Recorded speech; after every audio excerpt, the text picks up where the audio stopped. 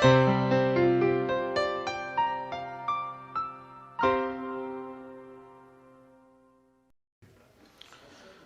we'll start by saying good afternoon to the ones that are in audience. And I would like to start by saying thank you to Zohar Fisher, Robus, and the Israeli Bar Association for this important international gathering, and even more so for putting the important issue of cyber on the agenda. Our lives these days are governed by technology. This will only increase with time and the growth of technology, encompassing servers, data, computerized systems that control all aspects of our lives, from climate, refrigerators, banking and healthcare data, life support machines, electricity and water supply, to our communication devices. Though this is only a short list, you can imagine how dramatic the fact is that almost all aspects of our lives are managed or stored by or on computers. Cyber attacks have become commonplace in our everyday lives. This is relatively new phenomena that is becoming widespread and is motivated by either finance or politics. Donna, you're welcome. The development and changes in this field occur rapidly and on a global scale. A certain worm may shut down a factory, a utility provider, an industry, or even a country. In the past few years, huge companies such as Adobe, Target, Snapchat, several large US banks, Sony, Home Depot, Apple, eBay, all of them experienced cyber attacks against them. The magnitude of the attack on the Target database raised the most dramatic public awareness of the severe threat of cyber attacks.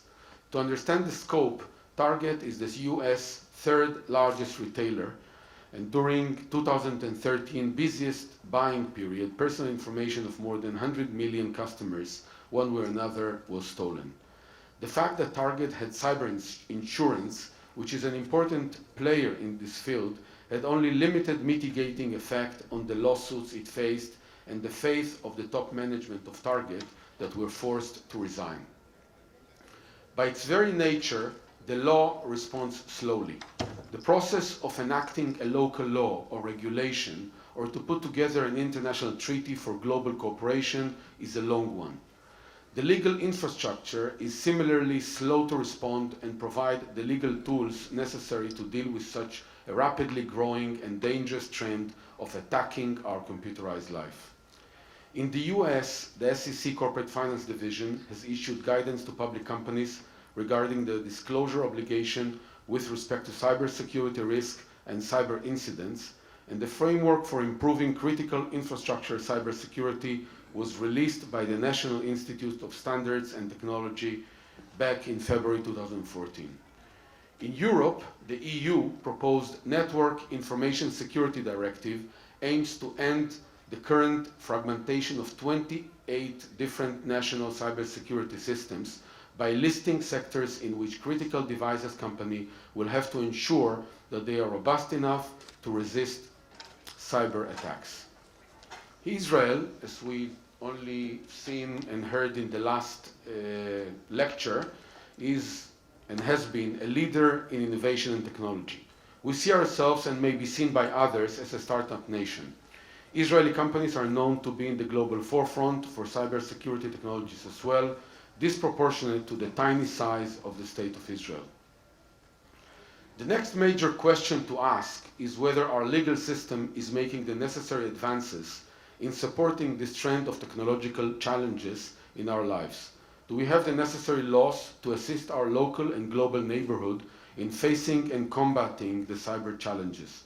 Do we feel comfortable that the current lawmakers and local regulators understand the risks and are taking the necessary measures in order to deal with it? Do board members and executives have the requisite justification to budget to defend against such risks? And if not, what actions can be taken in order to be better prepared and protected? From my point of view, and I know that these are two distinct issues, I can still remember the kind of disclosures and preparations that were made towards the end of the millennium for what was called back then Bug 2000 or the Millennium Bug, that was supposed to shut down our computer systems. I do not feel that our public or private sectors are in any way near the state of priority and urgency as it was back then. On these questions and others, we would like to invite and have our guest speakers to talk through to us over these issues this afternoon. James Cole from Paul Hastings is with us, so if you can just raise your hand. Alex Stolarsky from Dentons in Moscow, Yaron Sobol from Hambuger, Evron, Amir Iliescu from Shibolet, Donna Rahav from CyberArk Software, and Scott Thiel from DLA Piper in Hong Kong. It is. To me, That's not a cyber, that's a real one. Yaron, let me start with you. The first one to be fried. Is Israel really behind in terms of our legal infrastructure?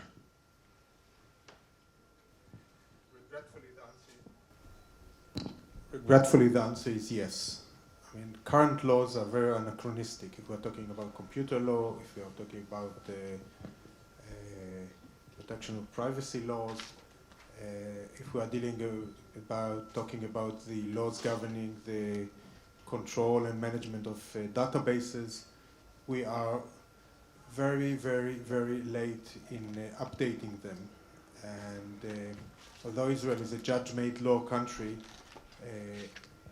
it will take a lot of time, and I think, much to our disappointment, it will take a real crisis to put the machine into motion. Currently, regulators are not well into it. Bank of Israel started with the banks and issuing a directive how they should behave regarding cyber governance. Israeli Security Authority hasn't done yet anything in that regard. Maybe it's not that lucrative at other top cases or something like this. But the fact is that all action now is done due to self-knowledge, self-awareness, and a board of directors taking action to protect themselves concurrently with seeking for example, cyber insurance policies, which forces them to adopt a certain policy. But there's no general and, let's say, principles, guidance under the law. What do you think of the almost automatic adoption of the international treaties Israel has been part of, like the Wassenaar Treaty? I mean, the fact that Israel has adopted it, I mean, is it something to our benefit, to our detriment? Well, at least once you adopt an international treaty, you have to adopt it into the current law, to the local jurisdiction, and it's not just saying like a ballpark decision. We're adopting a treaty. If you want to adopt a treaty, and you have to take practical measures to incorporate it into current local law, and this hasn't been done yet. Of course, there's a lot of talks about it, and El Margalit, coming from the technology and the cyber world, is advocating, and a lot of members of Knesset are talking about it, but the proof is in the pudding.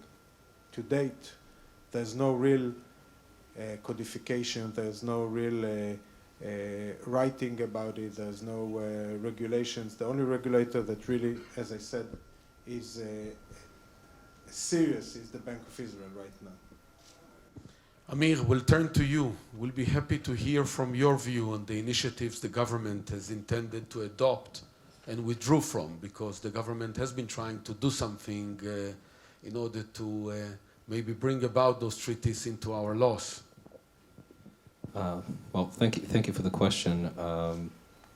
As people in the audience may or may not know, the government initiative on this point has received a fairly strong response from the industry, which seemed to be very negative. Very, very negative. And then the next step was for the government to withdraw the suggestion, claiming further studies were required. I think that kind of adds on to what Yaron was saying earlier. We seem to be somewhat behind in answering the regulatory challenges posed by the new cyber threats on one hand. And on the other hand, when we do try and put some regulation in place, we seem to consider focusing on regulation which would limit our ability as a nation to produce, manufacture, and export cyber products. So that has that would seem to be a fairly good basis as to why this was widely criticized and then taken off the table.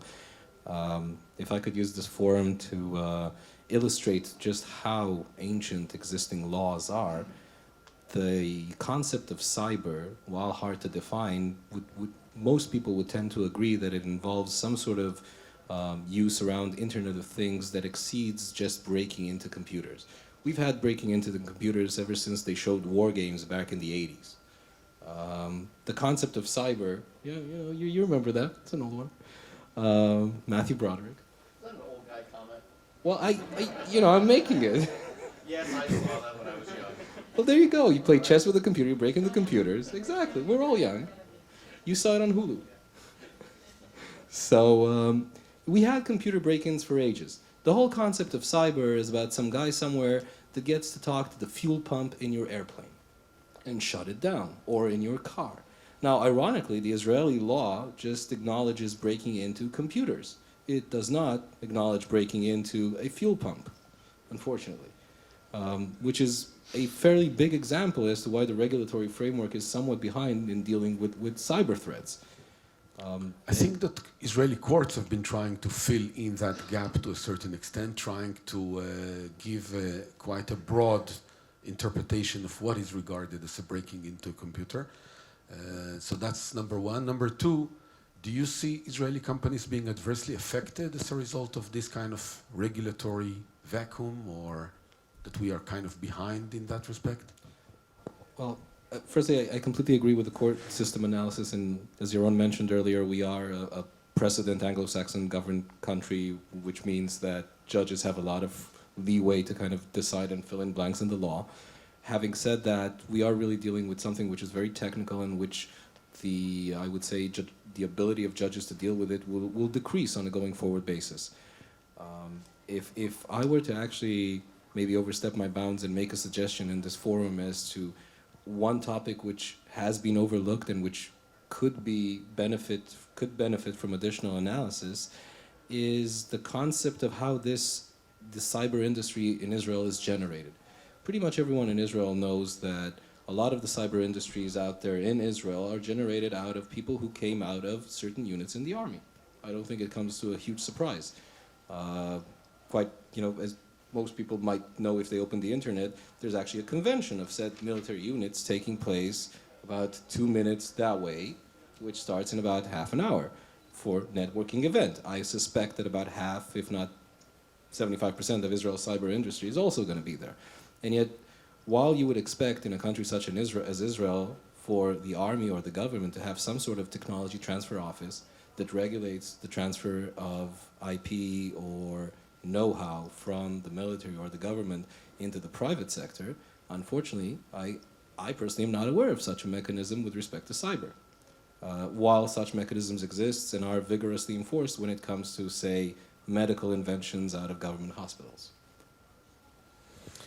Alex, we'll turn to you. Do you think we should have more rules on that? I definitely think we should have more rules. I think that if you look at the model as to how IP, which is developed in government-sponsored hospitals, is commercialized, I was wondering why no similar arrangement is in place for, say, the military, or Shmone Matayim, or... I think there has been no discussion as to this subject. I think we're just moving blindly ahead. I think certain people may be benefiting, certain people may not be benefiting. I'm not sure I have the ability to say whether it's good as a whole for the economy or not, or Israel as a state, but I'm pretty sure we should have the discussion. Alex, we'll turn to you. I know that the Russian legal system is really at its infancy. How do you see Russian companies coping in this world of cyber attacks, given the local Russian legal infrastructure? Thank you for the question. Well, indeed, when we speak about Russia, we should always bear in mind that, as Western lawyers, example, we should always bear in mind that it's a country with a rich history, with a long history, but with a very short legal history if we look at the past 20 years. So after the fall of the Soviet Union and white 90s where the rule of law was not really implemented, and slowly began to develop a legal system that it's worth to call one that is evolving, that is developing, and applying best practice into reality. So having this in mind, we almost in every sphere, be it corporate, be it also the internet regulation and cyber regulation, we see a sort of deficit, how it is regulated, the quality of regulation, but it's in the making. So having this in mind, we see recently, be it due to geopolitics, be it due to other reasons, Russia is in a situation where it is economically hit by certain circumstances like the low oil price, like other things like sanctions, of course, where it sees the necessity to become more independent from such industries and develop locally and to produce locally. So in that case, we see a tendency of protectionism that Russia, and that affects also the regulation. With regard to the companies, they try, well, you mean maybe the awareness of the problem that companies are being attacked or having issues. They are aware. As far as I see, companies take measures to protect their infrastructure. We know everybody, and I think a lot of Israeli startups have definitely a few Russian engineers in their team as well.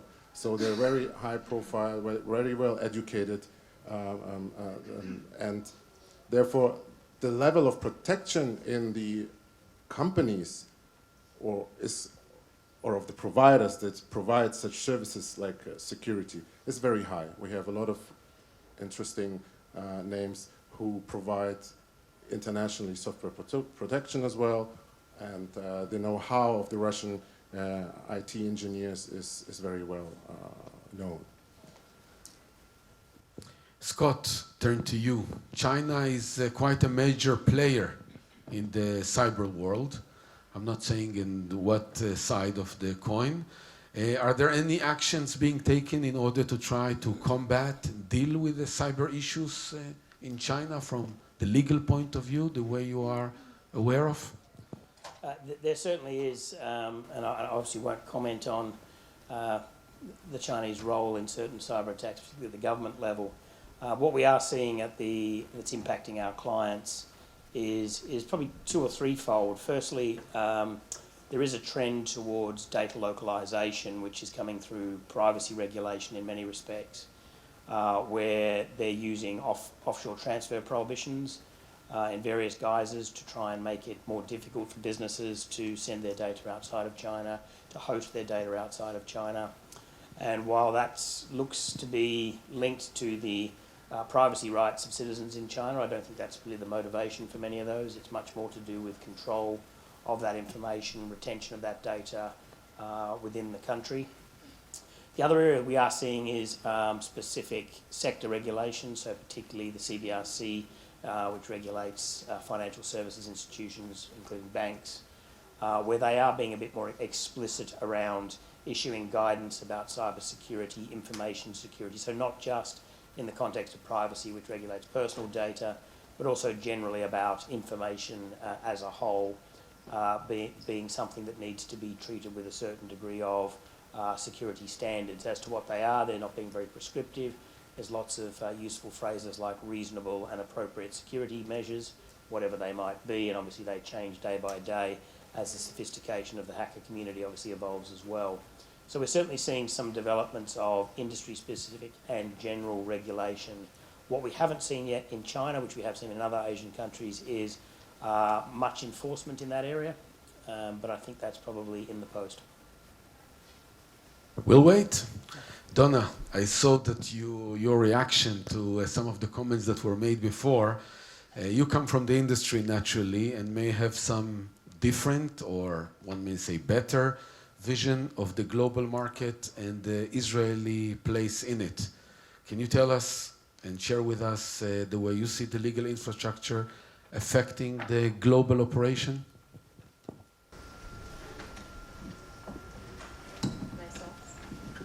Hi everyone. So obviously the first thing I have to say that everything I say here is my personal experience based on is my personal opinion based on my own experience and general views of the industry and the legal aspects of it in particular. Nothing that I say represents CyberArk's opinion, and that is part of a policy that I helped draft, so I absolutely have to comply with that, yes. So yes, I have a slightly different view of this topic. I'm not even sure it's completely based on my experience as general counsel of a cybersecurity company. I think it's also a little bit of a difference in my, kind of view of the legal arena in general. I think that laws, by definition, are always obsolete and outdated, especially when it comes to technology, okay? It is absolutely impossible to keep up with the current pace of technology, okay? Even the newest laws that we see, the EU is very much proactive in this regard. Laws always reflect the past, okay? They, in a way, address whatever happened. They fight the war that has already taken place. I actually feel that the Israeli legal system is, or at least the Israeli legal system, or in general, is one of the best I've encountered, because it has the best of both worlds, and that's obviously quoting Aaron Barak. I think we're somewhere in between common law and case law and continental law with the codification and enacting all sorts of laws. I think we have already in our legal system plenty of mechanisms that can address this issue. To name a few, obviously, we have fiduciary duties when it comes to corporations, okay? Board directors and executives, CEOs, they're all required to act with a duty of care. A duty of care means that you look at the risks that you have at hand and you address them, and whatever those risks are is actually relevant to that period in time. We have the duty to act in good faith and to execute a contract in good faith, okay? As a customer, as a consumer, I think that protecting, if a service provider did not protect my information, I think that's a reasonable expectation that I could have, and I think that given negligence, tort, there are all sorts of mechanisms in place where we could bring a suit. Even property law, okay, that's covered by near constitutional rights, our right to our information. Our information is obviously ours and is our property, and maybe it could tackled through that. What we do lack in Israel, and that is why we are, I believe, behind in many areas of our lives, is accountability. What we see, the general trend is that the countries where accountability is a principal value in society are the countries that are more prepared for cybersecurity threats, because obviously it would cost them their job or reputation, and even revenues. It's not about data, and it's not a technical matter.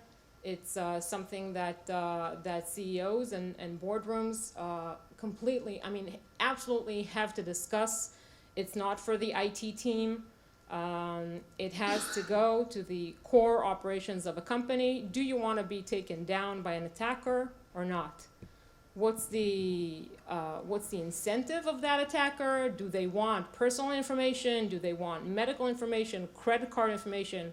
Do they want to take advantage of the fact that you're publishing a movie about their undeniable ruler, as in the Sony Pictures breach?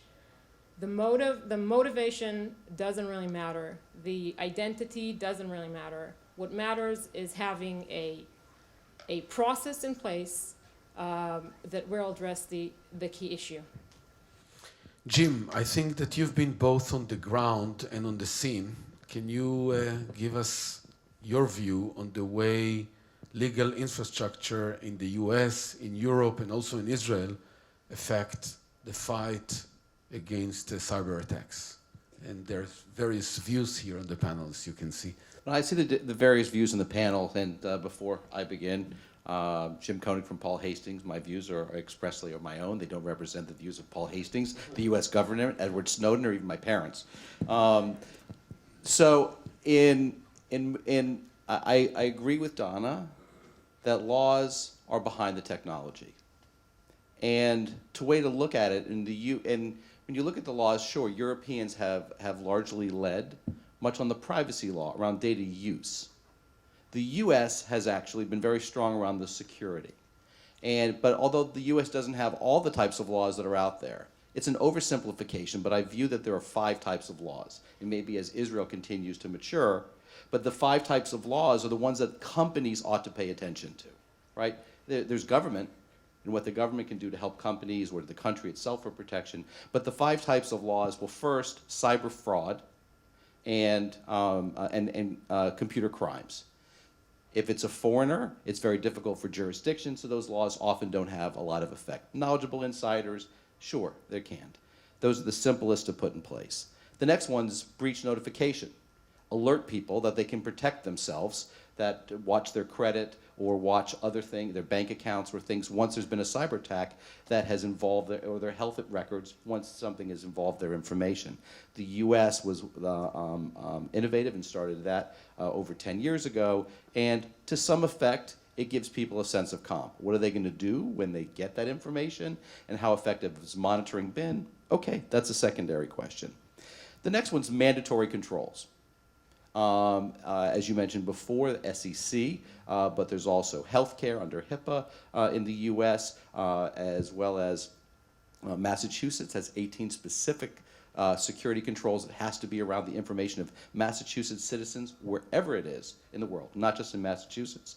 So there's a number of mandatory control laws that you have to have training, that you have to have policies, that you need to have role-based access controls, encryption on certain information, and even monitoring, which is increasingly important with respect to cyber.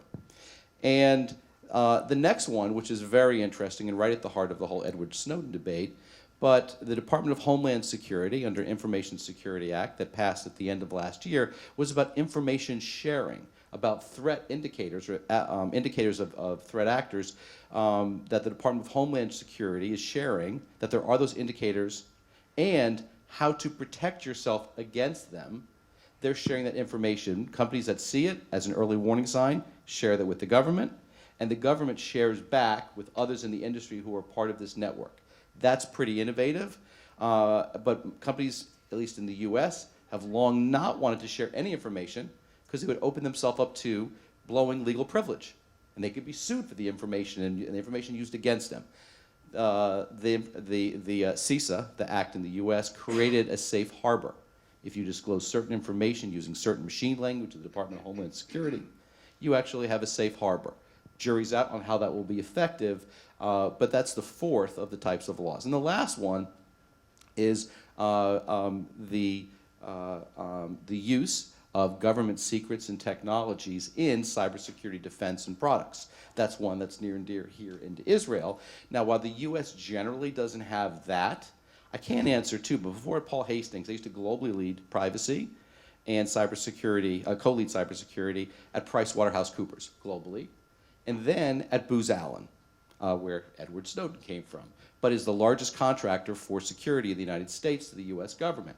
there is a process in the U.S. government about declassifying certain security technologies to protect industries and governments. Now, I'm not saying it's liberal. I'm not saying a lot of things come out through that door, but there is a process. And so that companies and others can request it to be able to help protect it. So I'm not saying the U.S. is perfect, far from it. But at least in terms of the types of laws and to varying degrees of effectiveness, those 5 laws, oversimplifying what out there in the world. And some of those picked up in Europe, some of those picked up in other countries, but those are really the ones that countries like Israel that are trying to protect themselves can look at. But more importantly, from a company point of view, if I were an Israeli company, and to be a little bit creative here, the Israel law is less important to me. Because if I'm going to want to commercialize my products beyond the border of Israel, I'm going to have to deal with the ecosystem of the rest of the world. I'm going to have partners, I'm going to have customers that have these expectations about the law. So you know what? You're going to have many of those mandatory controls. You're going to have the governance and the accountability and the notices. Now the question is, what are the frameworks? What do you use for those things? There's not an agreement about that. More movement around NIST. But I think that's really it in saying that from Israeli company point of view, to be provocative, the Israel law is important, but you have much more of your own corporate due diligence, trust in your products that are more important, that are going to drive you to spend the money and do care around cybersecurity than any law would push you to do, because the law is only going to lag the technology. How did you do, Donna? Is that all right? Jim, just to come to the bottom of it, really, but do you feel that those processes are helping the industry, are helping the companies, or are they adversely affecting their ability to operate? I mean, what Donna is kind of advocating for, saying, leave us alone, we'll deal with the general laws, and that will, let us work freely without having all those limitations and laws and various procedures and bureaucracy. Well, I'm not saying that it works, but if you're leaving laissez-faire to free market for it to happen, then in the U.S., if that's going to be your microcosm, then class action litigation is one of the best incentives to be out there. The loss of trust, you've already done it. Now, I've helped companies with more than 250 million records lost. So you can pick the ones you gave before, and in all those cases, brand risk is long gone. And the incentive to invest at that point, it's difficult. So many companies haven't caught religion yet, but they don't necessarily have the economic soundness to be able to make those investments. So there needs to be a partnership, both with government, to be able to help them where to go, or help them if they fall down. In the U.S., 2/3 of the cyber incidents, people are notified by third parties, including the government, saying you are subject to an attack. 10 years ago, companies managed and monitored themselves. So people can't do it alone, and that's why they started the information sharing, which even just 3-4 years ago, or in the day of Snowden, you wouldn't even imagine, but now the government's actually sharing information. There's a lot of privacy concerns there, don't get me wrong, but it's trying to create something to protect. Scott, can an international company joint venture or partner with a Chinese one on these technologies, on cyber technologies? How do you see that working on the ground? That's an interesting question, and it cuts across a few areas of regulation and also practice. I think what we will be seeing is, from the Chinese side, a desire to acquire some of the technological solutions through corporate acquisition or through partnerships. So I think there's going to be certainly the motivation to do it. One of the legal blockers that is relevant here is around the ability to freely move both in and out of China certain technologies. So there are different categories of technologies: restricted technologies, prohibited technologies, and then state secrets are the kind of 3 key layers of technology. Those, you have to get right into the detail of that in terms of what the technology is involved as to which category it falls in. I'm constantly surprised by those things that are caught by those defined terms. Now, the prohibited ones and the state secrets, you cannot import, export information in those categories. The restricted ones require a notification to a regulator and an approval to move those technologies. Now, encryption is a well-known, common, now it's out there, WhatsApp's now fully encrypted, it's not exactly new, but it remains the type of technology that is the subject of lots of restraint of trade in and out of China. And indeed, particularly concerned about those technologies being embedded within products that are then exported in and out of China, and there have been recent examples about that in terms of telecommunications switching infrastructure and things like that. And those laws are prohibiting the free movement of that sort of technology, and I think is going to be a blocker to innovation. We are actually currently working on what I believe is one of the first technology development consortia that involves large US technology companies and Chinese state-owned enterprises in relation to free movement and switching of communications between ARM infrastructure setups in China. The idea is it's going to be an open source access. Now, that all sounds great and it's really exciting to see this innovation, but what about the cybersecurity and encryption issues associated with the transfer protocols that are going to underpin that? Which party is going, it's a great idea, it's a fantastic innovation, it's got a huge benefit to China and to the world generally in terms of being able to share infrastructure. But which party is going to bring the underlying technologies to secure those transfers of data? And is that going to be prohibited now as a technology that can't be brought into, if it comes from the US company or another company, into the Chinese market? Or if it's a Chinese company bringing it to the table because they think theirs is better or whatever else, are they going to be allowed to share it with the consortia partners? So I do think we're going to face a situation where those somewhat paranoid, and some may argue that the paranoia is justified, concerns about information sharing in these types of technologies is going to prohibit some of the innovation that could otherwise actually become the standard for a more secure infrastructure going forward. Alex, what about joint venturing with a Russian company on the cyber technology field? Is it allowed? How can it be facilitated, if at all? We see similar restrictions, as you just pointed out, in Russia as well. So first of all, there's the question whether you want to acquire a company that is already active. Then you have the question whether this is so-called strategic company. Acquisitions of so-called strategic companies in Russia, they are regulated by a special law. You have to get a special approval from a government commission. If it's a company that is active in encryption, so this is certainly the case.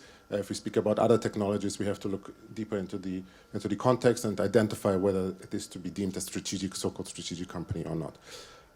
If we speak about joint ventures and joint development of technology, then we see new legislation that came forth into January this year, where, especially for public procurement, so if you want to participate in tenders, then and sell to the state or state-owned companies, which are usually a big part of the customer base.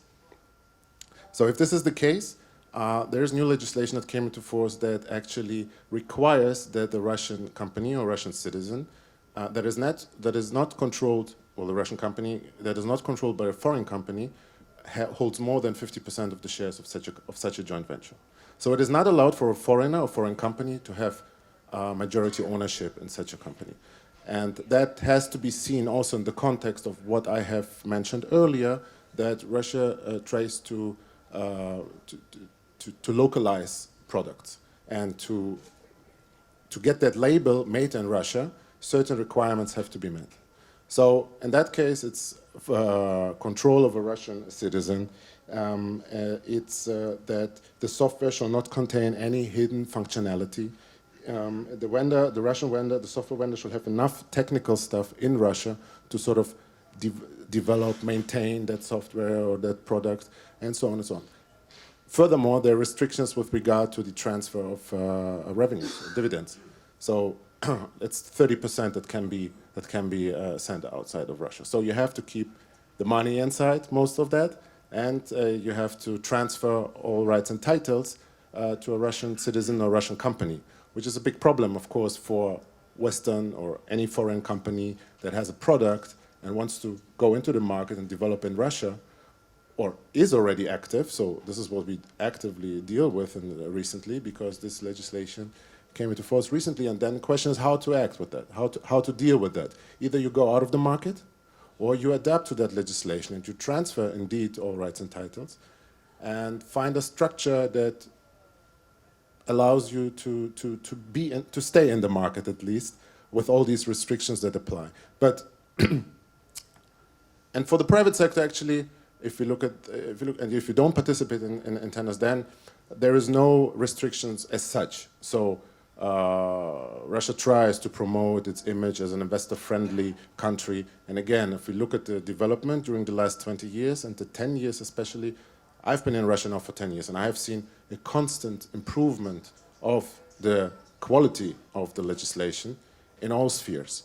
Also regarding the predictability of the action of government authorities, regarding the possibility to present your case in court, to win based on arguments and based on the matters of the facts.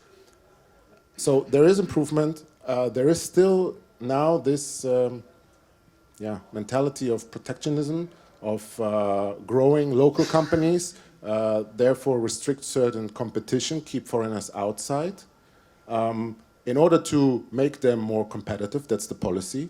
We could argue about whether or not this is effective, or whether it would be more effective to let everybody in and to let the market decide. But that was happened in the 90s, and when a lot of foreign companies came in and and transferred all the money outside again, and didn't keep it in the market to build the Russian system. So this is what's currently going on, and I think this will be kept for a few years. But in general, now is a good time. So with the weakened ruble, with foreign currencies, you are now entering a cheaper country. You can buy cheaper. 2008, I think it was 2008, Moscow was considered to be the most expensive city in the world. Now it's on top. Now it's on place 50. So there's a lot of opportunities right now. It's high risk, but possibly high gain. Amir, turn to you and to go kind of into the boardroom. Are, in your view, Israeli companies ready to face cyber attacks? And what is it that needs to be done in order to increase awareness? Oh, I think that's a phenomenal question. I think it also alludes to one of the things that both Donna and my colleague here, Jim, was talking about, which is accountability and corporate governance. I think one of the areas in which I would looking at the United States, I would definitely say they're well ahead of the pack, is looking at the corporate governance and liability, board level liability aspects of cybersecurity threats. I think, between the SEC guidance and the actual marketplace reaction, pretty much every single U.S. client that we are aware of has some sort of policy in place. For those of you that aren't aware of the concept, there's a concept in cyber attacks which is called zero-day attack. It basically means once it happens, it's already happened. There's no way to stop it. There's no way to plug the hole and stop it from going out, because Snowden already got all your records and they're all out there. Nothing personal, sorry. So the concept of zero-day means this already happened. Now you just need to deal with the fallout. I think we had a number of examples here in Israel for cyber attacks. Israel's national electric grid was a victim for one. Are you aware of the accountability and the measures that were taken after that? Really, is anyone aware? I'm not. Israel, accountability, they don't necessarily go well together. So I think we definitely have to get ready. I think that the more sophisticated of Israel's clients, the one that operate in a global environment, have acknowledged the lead of their global counterparts and have put in place policies which look into zero-day occurrences and how to deal with it later, whether it's PR, accountability, liability, insurance, technical measures. A lot of the companies have done that. As a rule, most of the other Israeli companies, which are rank and file, typical industry companies which are not global players or which don't necessarily realize that they are exposed, I think they haven't really looked at that. And I think that one of the things we're all trying to do and I'm pretty sure all the other Israeli firms are trying to do that as well, is kind of raise awareness and tell them you should be thinking about it. You will be deemed under the general body of law which imputes liability for lack of duty of care. We will tell you that you were not careful enough when not considering this. So it's the boards seem to be hearing that and responding to that, but definitely it's more prevalent with the global industries. With your permission, I just wanted to say one thing to Scott, which is, I really enjoyed your answer and learning about the consortium. We do a lot of, as Israel, we're both geographically and technologically in the middle between the States and China. My firm has an office both in New York and in China, and we have an office here in Israel. And I can tell you we do a lot of cyber work for Israeli companies which try to do business in China. And the funny thing is, we don't even get to the point where we check the rules, whether it's allowed or not. The first thing we tend to hear from Chinese investors is, do you have any US investor in your Israeli company that has any association with the US government?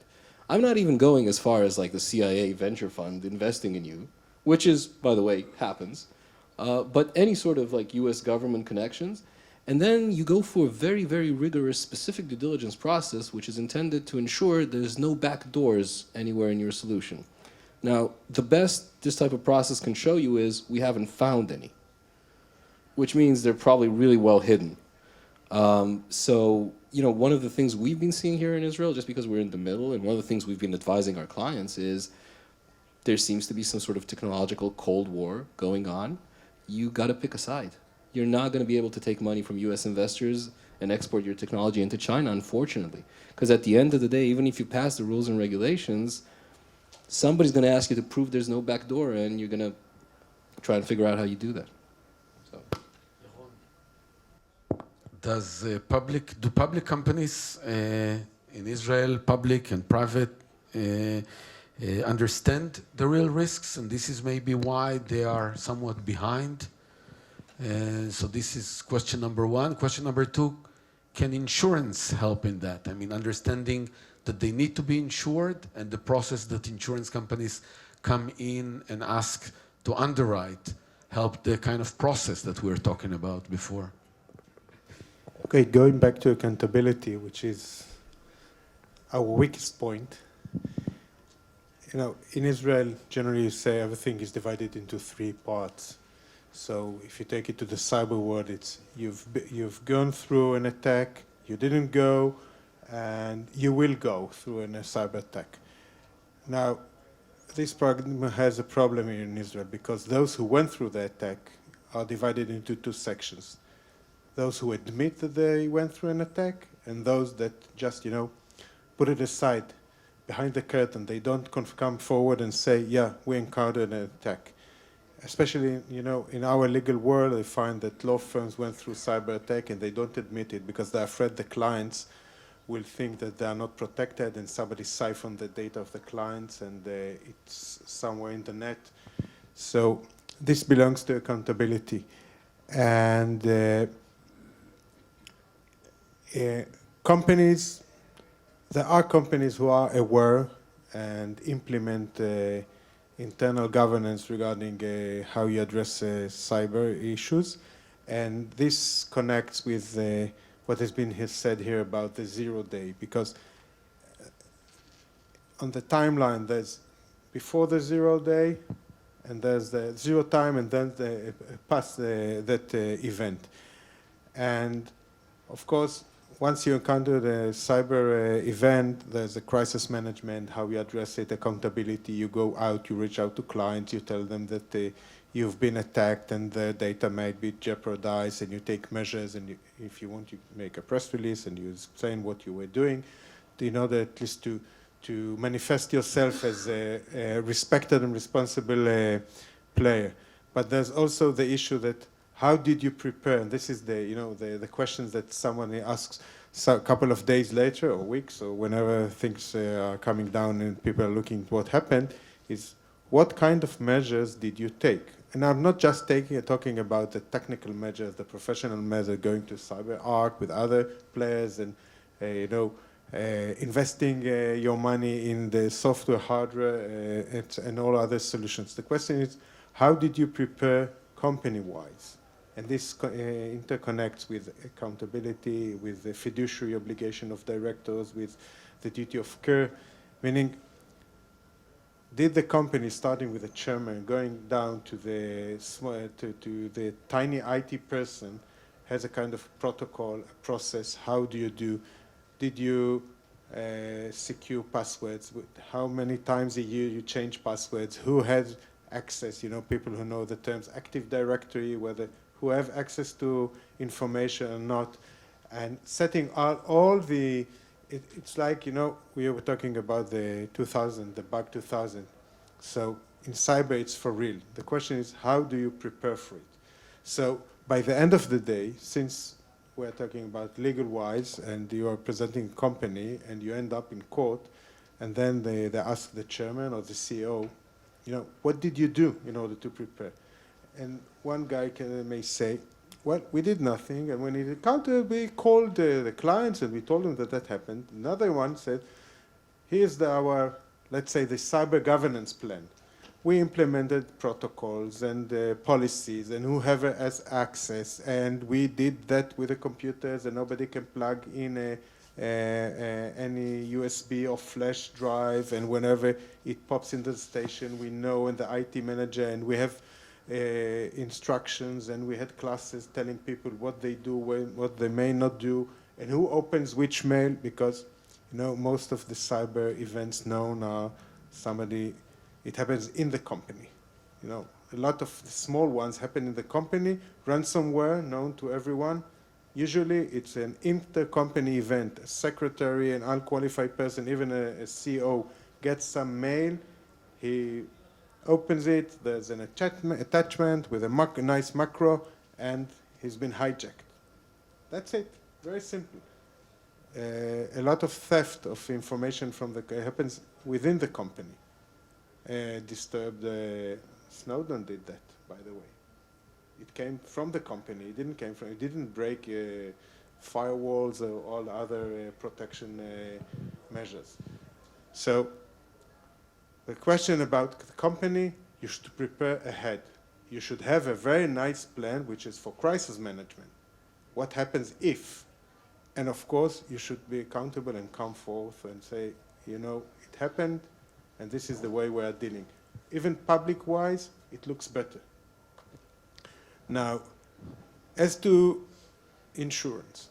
Insurance is nice to have in terms of, you know, somebody foots the bill, as you say. Because whenever a cyber event happens,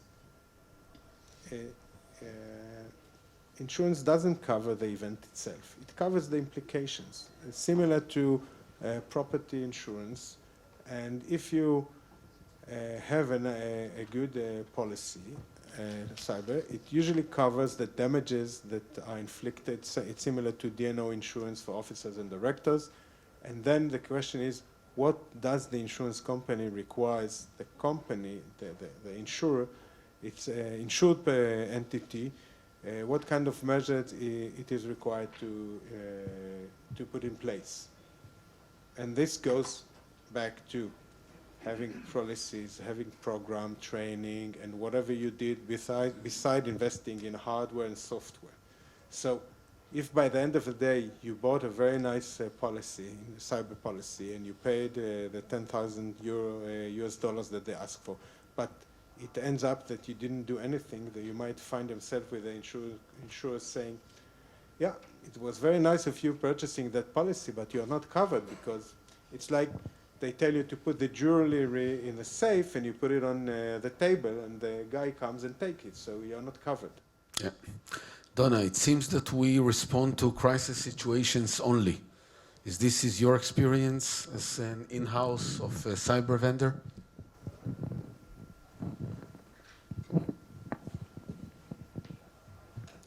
I think it's true that when there is a high-profile case, by we you mean Israelis or people or companies? Mostly Israelis, but not only.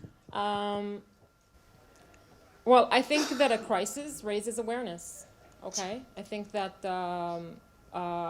when you're a CEO of a healthcare company and you find out that your competitor was breached and every fourth American personal information was stolen, you wonder whether you will be next. By the way, I don't know how many of you are lawyers or accountants, but law firms and accounting firms are definitely targeted by attackers because they hold a lot of confidential information. Just think of what it means to know that a merger agreement is closing the next day, or that a company met or didn't meet or exceeded its targets. Okay, people can make a lot of money from that type of information, and actually law firms tend not to be secure or have a false perception of security. So all of this applies not only to your clients, but to you specifically. In terms of crises, yes, I mean, people do respond.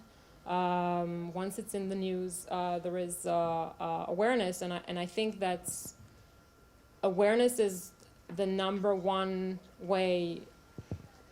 I mean, not only for CEOs, boardroom, every single person in the organization needs to realize that at some point in time, they will get a phishing email, okay? Or they will get a ransomware. It's not a matter of if, it's a matter of when, okay? If you don't secure your endpoints, if you don't secure, by the way, Amir, we have open positions at CyberArk. Wow, that was, I mean, absolutely. Hired. Please. Yes, hired. If you don't secure your endpoints, if you don't secure the mechanisms that allow attackers to move within the organization and gain more and more rights, then it doesn't really matter that you have a state-of-the-art firewall, in as much as it doesn't really matter if you have a state-of-the-art lock on your main door, because maybe there's already someone inside who's against you. Edward Snowden, I mean, attackers, including insiders, are only revealed many, many, many months after they've started operating. So, it's already happened. It's not a matter of if. So the crisis has already happened for nearly all of us. Yes, having a plan in place, having training programs, having awareness is something that is critical. So yes, I come from a cybersecurity company, and obviously we have very high awareness. And our vendors tell me that our employees don't cooperate with them. They ask for information. They ask for them to fill files. So now we have a stock option plan, okay? The employees get an email from the stock option administrator and refuse to reply and refuse to send their information. And they send, requests or questions internally, is this a legitimate email? So this is the kind of, token to awareness. And when we hear, from a vendor that no other company raises, these issues, no other company, objects to whatever it is that we do, then we know that we're in a good place. But we also understand that awareness is relatively low. But it is true, Amir. I mean, there are the companies that bury their head in the sand, and there are the companies that are aware and very well prepared. Both will be attacked. It's just a question of what would be the magnitude and what would be the damage. Jim, how much of a change has occurred in the U.S. as a result of the Target event? Was that the one that brought up the attention and awareness to the whole issue of cyber attacks? Corporate America woke up with Target, not because everybody received a breach notification, but because the CEO was fired. And the whole board, eventually. Target was smaller than Walmart, but it just dealt with I hear you, and I'm not saying I had 40 people up there running the cyber center for a year. I'm just telling you, the CEO got fired. Lots of other downstream. Then when WellPoint came and impacted a significant number of health information, including children, and it defied the usual Chinese attack, which was going after intellectual property, like financial information, healthcare information, medical device information, so they can jumpstart those industries in China or other countries that steal that type of thing. It changed it because they took down way more information and the types of information they didn't really get. So that woke up a lot of America. Now, there's lessons to be learned, right? As lawyers, what can we do to help our clients? And we work with a lot of Israeli law firms and companies to help them mature so that they meet the expectations of their global partners.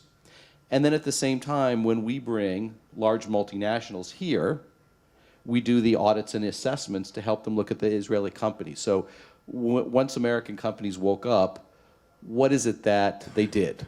And so you don't have to be technical experts, but just putting organization around it, based on frameworks and things that are out there, is what I recommend. Sure, incident response is the #1 thing to do, but by the time you get around to it, there's lots of other things that you can do. So the NIST cybersecurity framework, just in simple terms, is plan, identify the information that you have to protect. Your business may be different. But do you have financial reporting information? Is it medical information? Is it trade secrets? What are you trying to protect? The next step is detect, monitoring. Then respond. Now goes the incident response plan, now calling law enforcement, and the last one's recover. How do you get it back together again? But the way that I look at it, maybe something to take away, and I don't remember if I have the right 10, but I wrote an article about this a year ago that's common to the financial services regulators. I help the health insurance regulators in the US update their cyber guidelines and a bunch of others. But there's kind of 10 key things that companies can do that they did in the US, and that when we're helping Israeli companies or the multinationals, 10 points to look at. And I just kind of scribbled some of them down. But the first one is governance. Sure, put in a charter that says who does what, not just who's responsible and gets fired, but that's a first place to start. The next is pick a framework. Everyone talked about the board being liable and shareholder class actions. Well, very often they're using the NIST cybersecurity framework to say, okay, this is the beginning of what could be a global standard. No one can agree, but if you didn't do all the things here and check all these boxes, well, we're going to say that is negligence or malfeasance because you at least didn't check the box. So NIST cyber, have your IT managed to ISO, COBIT, ITIL, PCI, whatever you want, but at least map it up to NIST so that people can talk about it. So framework's #2. The third one is inventory. Identify where your sensitive and valuable and business critical information happens to be, because the attackers are different. As I mentioned, nation state most sophisticated go after intellectual property, overgeneralization. Organized crime go after financial information and credit cards because they want to conduct identity theft. Meanwhile, terrorists go after schedules and all sorts of different information you wouldn't necessarily think valuable. And hackers go to cause mischief. So where do you have electric grid information and things like that? So inventory is really key that people overlook. Policies, incident response, training, make sure you get phishing in there. Since 2/3 of most of the catastrophic cyber events come not from some super smart hacker breaking in over the firewall, but by now just sending some type of fraudulent email that people click on, open, and minimal interaction that downloads malware or something, and that now they can observe or somehow otherwise get their credentials. And they now look like an insider.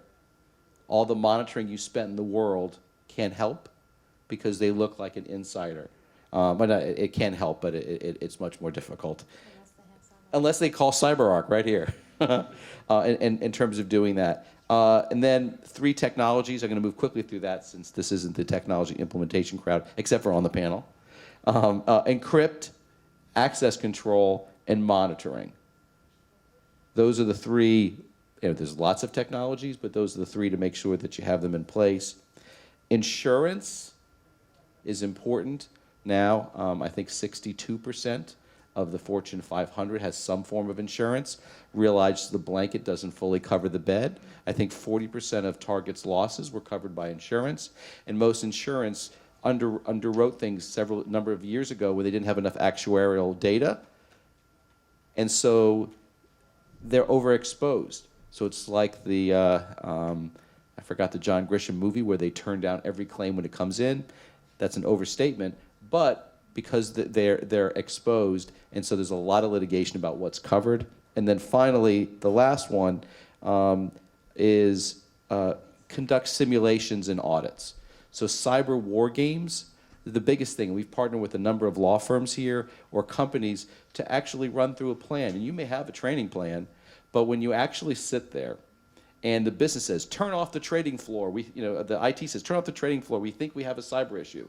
Then the business leader says, what do you mean think? I'm not turning off the trading desk until you tell me I know.